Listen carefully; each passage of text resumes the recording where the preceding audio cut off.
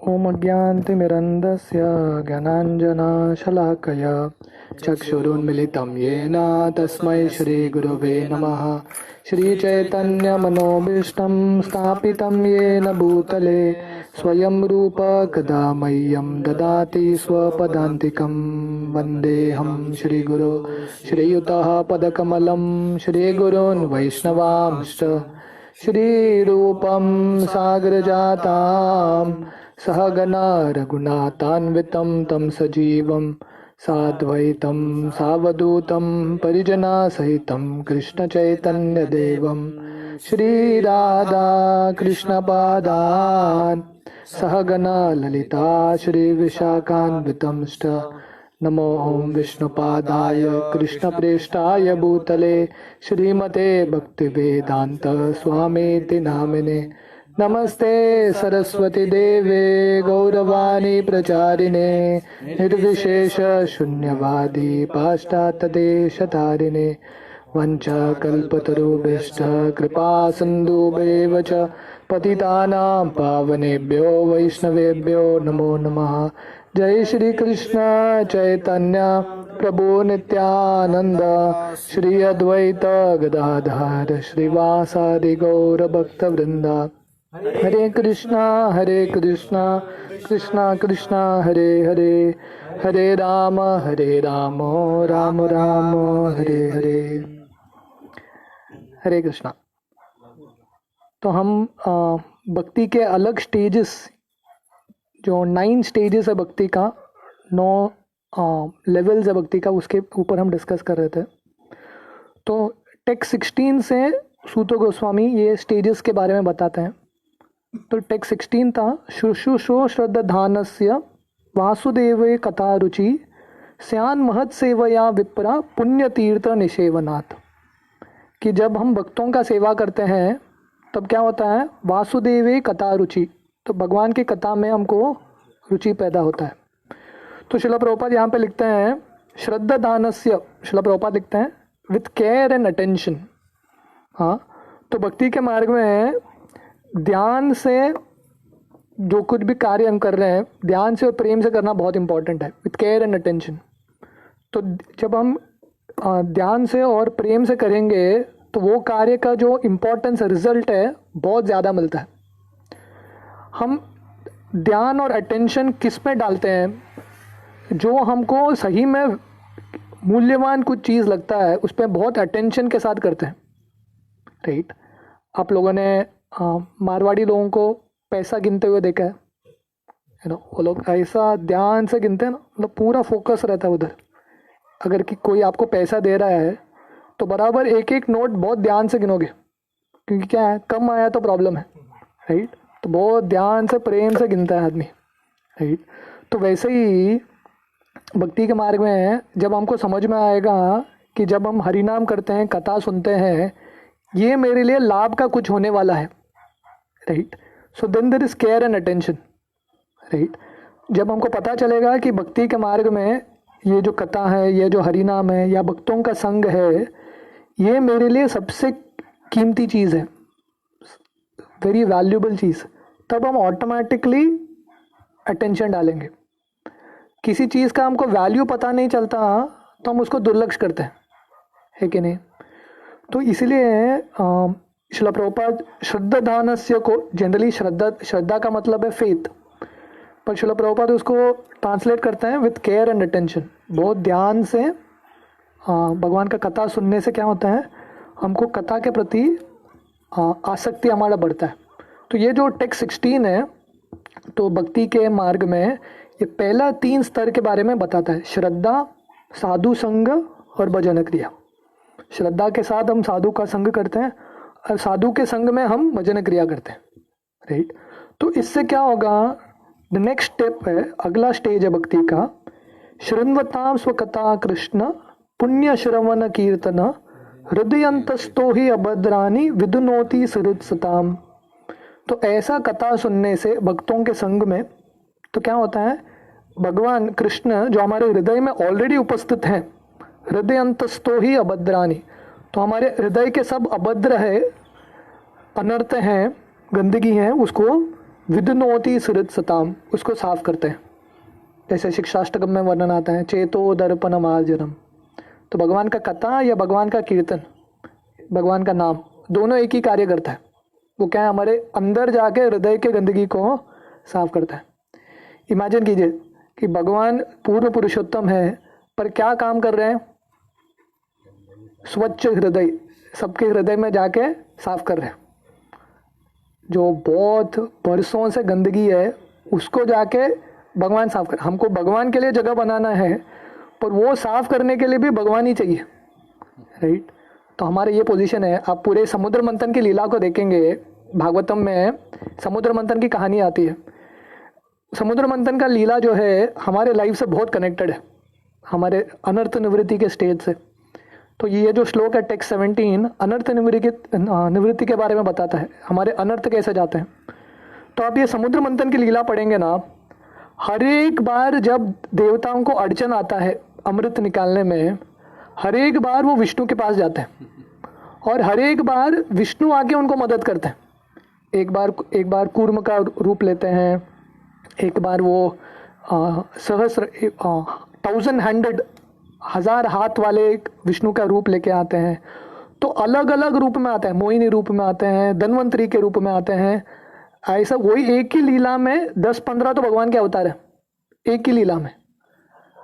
समझने का मतलब है क्या है कि भगवान की भक्ति करना है हमको, हमारे हृदय में भगवान को लेके आना है, उसके लिए भी हमको भगवान का ही सहारा चाहिए। और भगवान तैयार होते हैं हमारे हृदय में जाके गंदगी को साफ करने के लिए, राइट। तो उसके बाद टेक्स्ट 18 नष्ट प्रायेषु अभद्रेषु नित्यम भागवत सेवया भगवती उत्तम श्लोके भक्तिर्भवती नैष्टिकी। तो ऐसा जब कथा हम सुनते रहते हैं तो क्या होता है, और धीरे धीरे हमारा अनर्थ मिटते हैं, और बाद में जो भक्ति है वो निष्ठा के लेवल पे आता है, नैष्ट की भक्ति। अभी जो भक्ति है, जब अनर्थ होते हैं वो भक्ति में निष्ठा नहीं होता, स्टडी फेथ नहीं होता, वो जो श्रद्धा है बहुत कमज़ोर होता है, मुलायम श्रद्धा होता है। पर भक्ति करते रहने से, कथा सुनते रहने से, नित्यम भागवत सेवया, भागवत का सेवा करने से। तो हमने देखा कि परपोर्ट में श्रील प्रभुपाद समझाते हैं 2 तरह के भागवत हैं, एक पुस्तक भागवत और एक व्यक्ति भागवत। तो पुस्तक भागवत का रेगुलर पठन करने से, और जो व्यक्ति भागवत है जो पुस्तक भागवत के अनुसार उसका जिंदगी जीता है, वैसा व्यक्ति भागवतों का सेवा करने से, उनके मुख से जब भागवत सुनेंगे तब क्या होता है, नष्ट प्रायेषु अभद्रेषु, जो अनर्थ धीरे धीरे निकल रहे थे ऑलमोस्ट खत्म हो जाता है, और उस समय अनर्थ निवृत्ति के बाद निष्ठा पैदा होता है, राइट। तो उसका अगला स्टेज क्या है निष्ठा होने के बाद, सुत गोस्वामी टेक्स्ट 19 में समझाते हैं तदा रजस्तमो भावा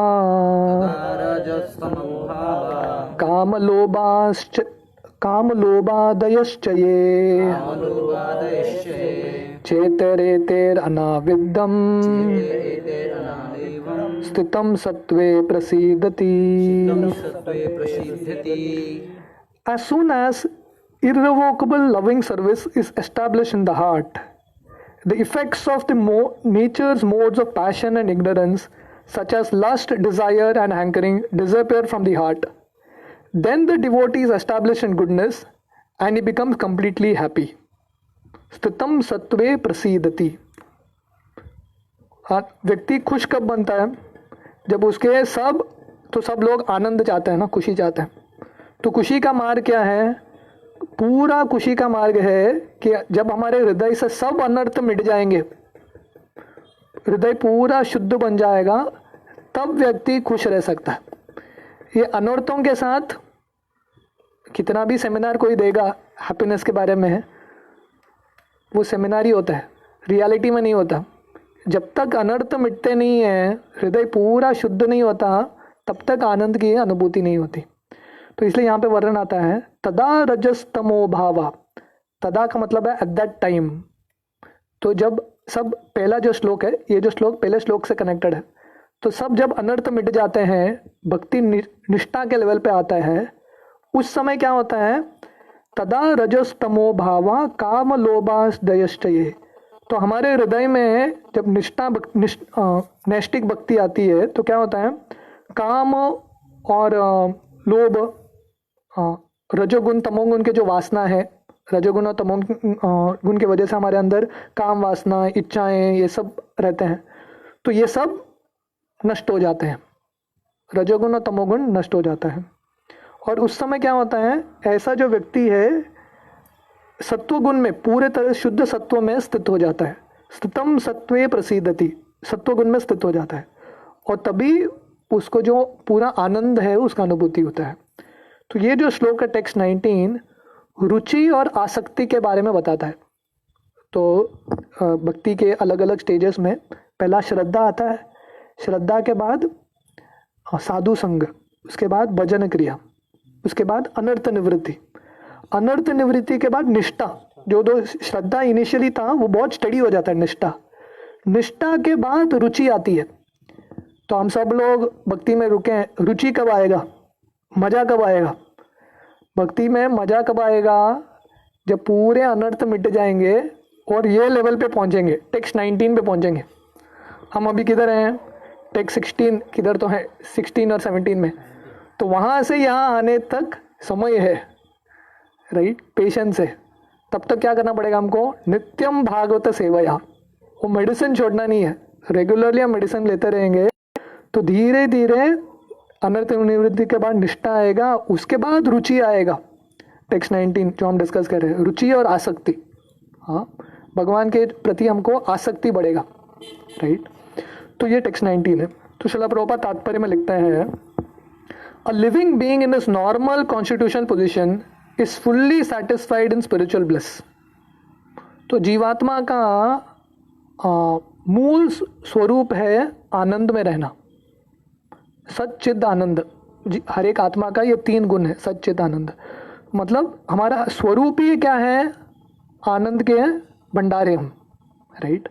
this state of existence is called brahmabhuta और आत्मानंदी और the state of self satisfaction. तो जो भी ये आत्मा के ओरिजिनल पोजीशन पे आता है उसको क्या बोलते हैं? आत्मानंदी या ब्रह्मभूत प्लेटफॉर्म पे है।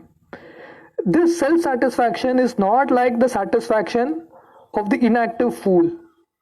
The inactive fool is in the state of foolish ignorance, whereas the self-satisfied Atmanandi is transcendental to the material state of existence. तो श्रील प्रभुपाद बोल रहे हैं कि ये जो संतुष्टता है, ये जो मूर्ख व्यक्ति है उसको भी लगता है वो संतुष्ट है, राइट। कभी कभी लोग बहुत पी के वो गटर में पड़े रहते हैं और उनको जाके आप बोलोगे थोड़ा बाहर आ जाओ, वो लोग बोलेंगे मैं बहुत खुश हूँ, तुम भी इधर आ जाओ अंदर। क्यों? उसको लग रहा है वो खुश है पर एक्चुअली वो खुश नहीं है। तो ये जो सेटिस्फैक्शन यहाँ पे वर्णन आ रहा है वो उसकी खुशी की तरह नहीं है, राइट, ये एक्चुअल खुशी है।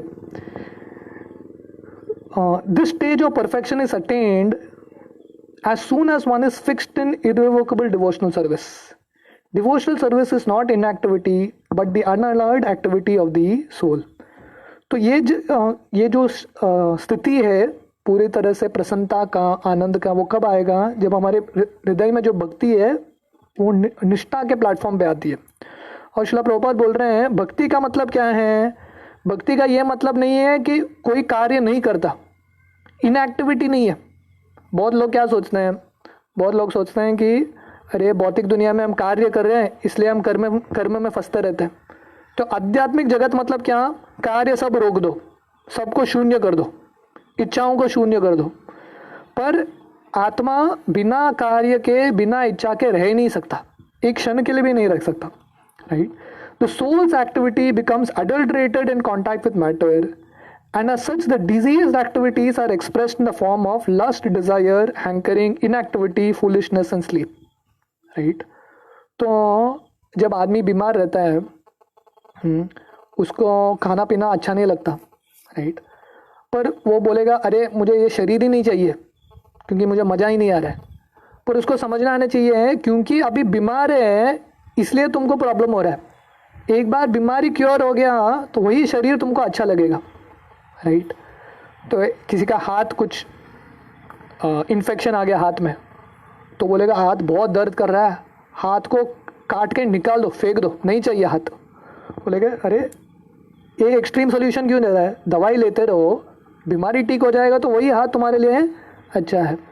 तो लोगों को क्या लगता है, भौतिक शरीर, क्योंकि हम कार्य कर रहे हैं, हम फंस रहे हैं, तो इसलिए हमको क्या करना है, कुछ कार्य नहीं कर रहे हैं। आप उनको बोले भक्ति का कार्य करो, बोले नहीं, हाँ हमको कार्य नहीं करना है, कुछ नहीं करना है। तो श्रील प्रभुपाद बोल रहे हैं यहाँ पे, क्योंकि हम भौतिक संसार में, माया के दुनिया में लगे हैं, इसलिए हमको डिजीज कंडीशन है, हमको बीमारी हो गया। और वो बीमारी का सिम्टम होता है, हाँ जैसे कोरोना वायरस किसी को हो गया, उसका सिम्टम क्या होता है, आदमी का ब्रेथ, लंग को इफेक्ट करता है, सांस लेना मुश्किल होता है, इसलिए वेंटिलेटर डालना पड़ता है। तो सिम्टम है सांस लेना बंद होता है। तो वैसे ही हमारा बीमारी क्या है, हमारा बीमारी है कि हम भौतिक दुनिया के साथ कार्य कर रहे हैं, मटेरियल वर्क कर रहे हैं, इंद्रियों को ये भौतिक दुनिया में लगा रहे हैं। इसलिए हमारा सिम्टम क्या है, काम, क्रोध, ये सब इच्छाएं आती है, इसका मतलब है हम बीमार हैं। The effect of devotional service becomes manifest by complete elimination of these effects of passion and ignorance. तो जब हम दवाई लेते हैं भक्ति का, साधना भक्ति मतलब दवाई लेना है, राइट। तो जब हम रेगुलरली नित्यम भागवत सेवा, रेगुलरली दवाई लेते हैं, तो क्या होता है, ये रजोगुण और तमोगुण धीरे धीरे कम होता है। The devotee is fixed at once in the mode of goodness and he makes further progress to rise to the position of Vasudev or the state of unmixed sattva or Shuddha sattva. Only in the Shuddha sattva state can one see Krishna eye to eye by dint of pure affection for the Lord. तो जब भक्ति करते करते ये रजोगुण तमोगुण कम होता है, तब उसके हृदय में सत्वगुण आता है, और सत्वगुण जब आता है तब उसके भक्ति में आनंद आने लगता है उसको। और जब वो ऐसा भक्ति करते रहता है सत्वगुण में, धीरे धीरे इतना शुद्ध होता है कि उसको कृष्ण साक्षात सामने दर्शन आते हैं, राइट। तो ये भक्ति का मार्ग है, ये पूरा एक साइंस है, सिस्टमैटिकली स्टेप बाय स्टेप हमको दिया है। हम कौन से स्टेप पे हम आइडेंटिफाई कर सकते हैं, और हमको ये आशा भी है कि हम ये स्टेप को पालन करते रहेंगे, पीछे नहीं हटेंगे, ये मेडिसिन रेगुलरली लेते रहेंगे। अगला क्या क्या आने वाला है सब पता है हमको, what is going to be the next step that is going to come. A devotee is always in the mode of unalloyed goodness, therefore he harms no one. But a non-devotee, however educated may be, he is always harmful. A devotee is neither foolish nor passionate. The harmful and foolish and passionate cannot be devotees of the Lord, however they may advertise themselves as devotees by the outward dress.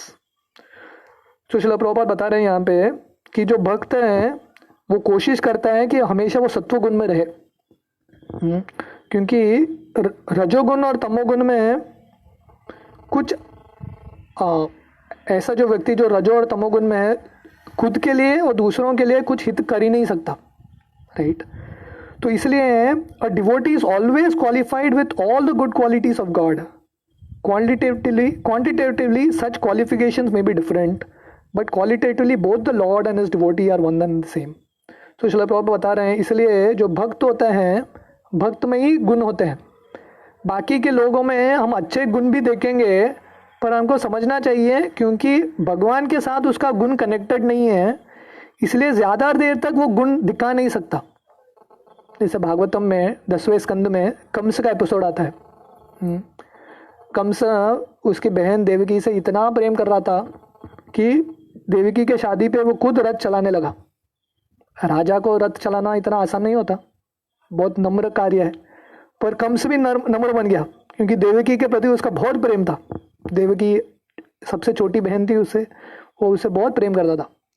पर वो जब आकाशवाणी आया कि देवकी का 8वां पुत्र तुमको मारेगा, colour पूरा चेंज हो गया कंस का। तो जो प्रेम था कहाँ गायब हो गया, सडनली गायब हो गया।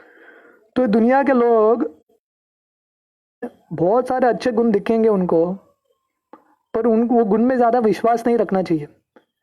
तो सही में अच्छे गुण किसके पास होते हैं, जो भगवान के भक्त बनते हैं। तो गुण कब आता है अच्छा गुण, जब रजोगुण और तमोगुण निकल जाता है, तब जो शुद्ध गुण है वो अपने आप आता है। और रजोगुण तमोगुण कब निकलेगा, भक्ति करेगा तभी निकलेगा। तो कहने का मतलब है भक्ति किए बिना किसी के अंदर गुण आता ही नहीं है। हरव अभक्तस्य कुतो महद्गुणा यशास्ति भक्तिर भगवती यकिंचन सर्वैर्गुणैस्तत्र समासते सुरा हरव अभक्तस्य कुतो महद्गुणा। वर्णन आता है कि जो भगवान के भक्त हैं उनमें देवी देवता का भगवान का सब गुण होते हैं, पर जो भगवान के भक्त नहीं होते हैं उनके अंदर कुछ गुण नहीं होते हैं। क्यों? मनोरथे नास्ति धावतो बही, क्योंकि मन के हिसाब से वो चलते हैं। आज कुछ अच्छा लगता है वो करेंगे, कल मन खिसक गया उनका तो कुछ उल्टा ही करेंगे, वो उन पे भरोसा नहीं कर सकते, राइट। तो इसलिए जब रजोगुण तमोगुण चला जाता है तब शुद्ध सत्वगुण आता है, और ऐसा व्यक्ति जब सत्वगुण में आता है तब वो रुचि और आसक्ति को अनुभूति करता है। तो इसके बाद क्या होता है? टेक्स्ट 20, एवं प्रसन्न मनसो भगवत भक्ति योगत भगवत तत्व विज्ञानम मुक्त संगस्य जायते। Thus established in the mode of unalloyed goodness, the man whose mind has been enlivened by the contact with devotional service to the Lord gains positive scientific knowledge of the personhood of Godhead in the stage of liberation from all material association. तो ये text 20 है। तो आसक्ति और रुचि के बाद next stage आता है भाव और प्रेम का। भाव मतलब अलग अलग इमोशंस आते हैं, और प्रेम जो भगवान के प्रति प्रेम है वो दिखने लगता है, और ये लेवल पे आदमी ऑलरेडी मुक्ति के आगे चला गया है। In the Bhagavad Gita 7.3 it is said that out of many thousands of ordinary men one fortunate man endeavors for perfection in life। तो गीता में वर्णन आता है बहुनाम जन्मनाम अन्ते ज्ञानवाम प्रपद्यते। तो ऐसे हजारों हजारों जो लोग हैं, साधारण लोग हैं, उसमें से एक कोई ज्ञान के मार्ग पर चलता है और कुछ ऊंचा हासिल करने का मार्ग पे चलता है, पर ऐसे लाखों ज्ञानी में से एक किसी को कृष्ण के बारे में समझ में आता है। Mostly men are conducted by the mode of passion and ignorance and thus are engaged always in lust, desire, hankerings, ignorance and sleep। तो ज़्यादातर लोग कौन से कैटेगरी में हैं? रजोगुण और तमोगुण के प्रभाव से अपने इंद्रिय तृप्ति में ही लगे हैं या आलसीपन में लगे हैं। रजोगुण मतलब इंद्रियों को संतुष्ट करना, इच्छाओं को संतुष्ट करते रहना, और तमोगुण मतलब आलसीपन, सोते रहना, right. Out of many such man like animals there is actually a man who knows the responsibility of human life and thus tries to make life perfect by following the prescribe duties. तो ऐसा आज सबसे ज़्यादा लोग कैसे हैं? मनुष्य की तरह दिखते हैं पर एक्चुअली पशु ही है। जैसे महाभारत में श्लोक आता है आहार निद्रा भयमेतुनम च सामान्यता पशुभिर नरानाम धर्मो ही तेषाम अधिको विशेषो धर्मेन ही न पशुभि समान। तो सब लोग जो मनुष्य हैं ये चार चीज़ कर रहे हैं, ईटिंग, स्लीपिंग, मेटिंग, डिफेंडिंग, आहार निद्रा भय मैथुन। तो महाभारत बोलता है ये जो चार चीज़ करता है और धर्म के बारे में ऊंचा कुछ प्रश्न पूछता नहीं है, ऐसा व्यक्ति कौन है? धर्मेन ही न पशुभि समान, पशु की तरह है। तो श्रील प्रभुपाद बोलते हैं टू लेगेड एनिमल्स। पशु चार पैर पे चलते हैं, पर आजकल के पशु दो पैर पे चलते हैं। पर अभी आजकल के दो पैर वाले पशु मनुष्य अभी चार पैर पे चलने लगे, कार लेके, राइट। तो श्रील प्रभुपाद बोल रहे हैं मैक्सिमम लोग ये पशु की तरह ही है। Out of many thousands of such persons who have attained success in human life one may scientifically know the person of God. तो ऐसे पशु में से पशु जो चेतना है उनका, उसमें से कोई कम लोग हैं जो जिंदगी का लक्ष्य पाना चाहते हैं, और उसमें से बहुत दुर्लभ लोग हैं जो साइंटिफिकली समझते हैं कि भगवान कृष्ण है। In the same Bhagavad Gita 18.55, it is also said that the scientific knowledge of Sri Krishna is understood only by the process of devotional service। तो ऐसे लोग कौन कृष्ण को जान सकता है? जो भक्ति मार्ग में लगे हैं वही कृष्ण को जान सकता है। The same very thing is confirmed herein in the above words. No ordinary man or even one who has attained success in human life can know scientifically और perfectly the personality of God. तो वही जो गीता में है, यहाँ पे भी बोला गया है कि सिर्फ भक्ति से कृष्ण को जाना जा सकता है, भगवत भक्ति योगता। तो यहाँ पे भगवान को जानने के लिए मार्ग क्या है? भक्ति का मार्ग है, ज्ञान और कर्म का मार्ग नहीं है, right. Perfection of human life is attend when one can understand that he is not a product of matter but in fact spirit. As soon as one understands that he has nothing to do with matter, he at once ceases his material hankerings and becomes enlivened as a spiritual being. तो ज्ञान मतलब क्या है? समझना कि हम ये शरीर नहीं है, हम आत्मा है, राइट। तो जब हम ये समझ जाएंगे, बुद्धि के स्तर पे नहीं, हृदय के स्तर पे, जब हमको इसका साक्षात्कार होगा, तब क्या होगा? भौतिक जो रजोगुण और तमोगुण वो छूट जाएंगे, अहंकार का बंधन छूट जाएगा। This attainment of success is possible when one is above the modes of passion or ignorance, or in other words when is actually a brahmana by qualification. तो रजोगुण और सत्वगुण से परे उठने के बाद ही कोई सत्वगुण में आता है, और सत्वगुण का लक्षण क्या है? ज्ञान। सत्वगुण में आने के बाद ही ज्ञान आता है, तब तक ज्ञान आता नहीं है। A brahmana is the symbol of sattva-guna or the mode of goodness, and others who are not in the mode of goodness are either kshatriyas, vaishyas, shudras or less than shudras.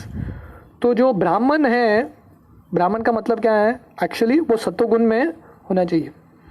तो ये 4 वर्ण है, ब्राह्मण, क्षत्रिय, वैश्य, शूद्र।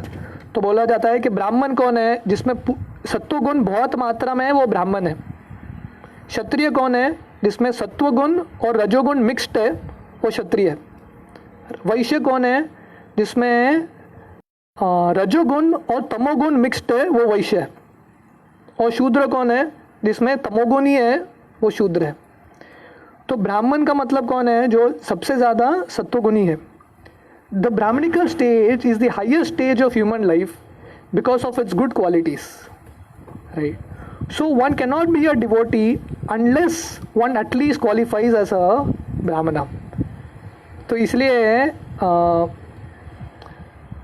अगर कोई भगवान का भक्त बनना चाहता है तो इम्पोर्टेंट क्या है? सत्वगुण में आना, राइट। जब तक कोई सत्वगुण में नहीं आता, तब तक कोई भगवान का भक्ति करना मुश्किल है। रजोगुण और तमोगुण के साथ भगवान का भक्ति करना मुश्किल है।